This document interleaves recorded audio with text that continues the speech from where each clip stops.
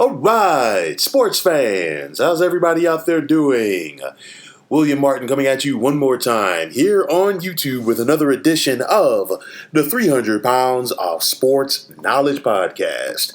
Now, the trade deadline has come and gone in Major League Baseball for 2021, and the New York Mets threw their hat into the ring as they acquired All-Star second baseman Javier Baez from the Chicago Cubs yesterday. Now, the Mets acquired Baez and starting pitcher Trevor Williams for outfield prospect Pete Crow Armstrong. Now, the addition of Baez will give the Mets some much-needed infield depth. So far this season, Baez has hit 22 home runs, and that's going to bring some pop to a Met lineup that needs it. Now, Baez is already friends with shortstop Francisco Lindor for the Mets, so the Metropolitans are hopeful that this connection will lead to some positive results in the win column for this team. Now, of course, Frankie Lindor is out with an injury right now. He should be returning soon, and the Mets are hopeful that they will have their combo up the middle of the infield for the coming years. I say that because Baez is in the final year of his deal, and he is set to become an unrestricted free agent this winter. But for the Mets to go out there and get Baez, I think they're going to do everything in their power to try to keep him in Flushing for the years to come. Now, Sandy Alderson, of course, is running the front office for the Mets, and team owner Steve Cohen has given him the green light to go out there and try to improve this club. Now, of course, there are plenty of big names on the trade front this year. Chris Bryant, Jose Berrios, Max Scherzer, Craig Kimbrell, and Josh Donaldson, just to name a few. And, of course, Donaldson did not get traded by the Minnesota Twins, but nonetheless, the asking price, as far as the Mets were concerned, was too high for Berrios.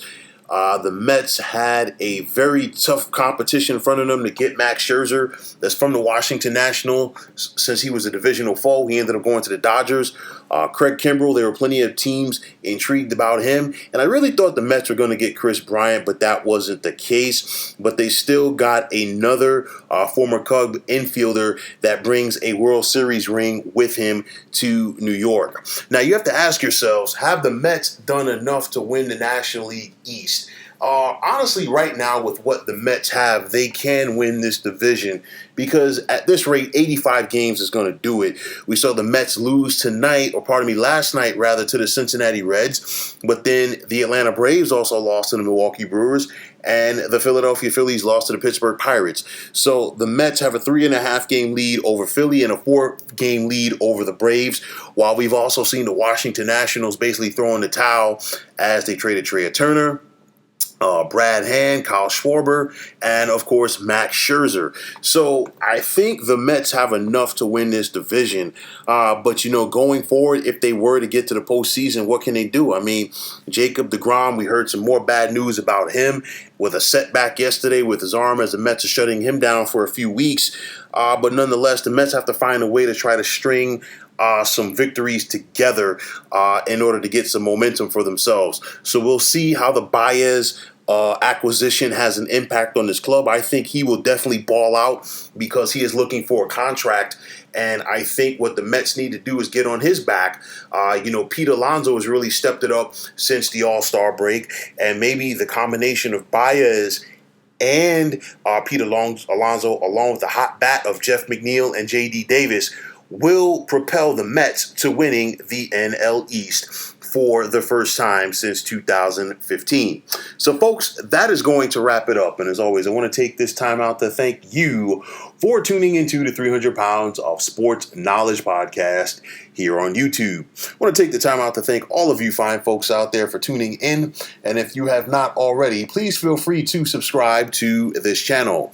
Now, if you're on Twitter, please feel free to follow me at 300 Pounds of Sports. And like I always say, if you follow me, it will be my pleasure to follow you right back. There's also the sports discussion group on Facebook at the Sports Depot 365. You can check it out, drop a line, and be a part of one of the better sports debating sites going on social media.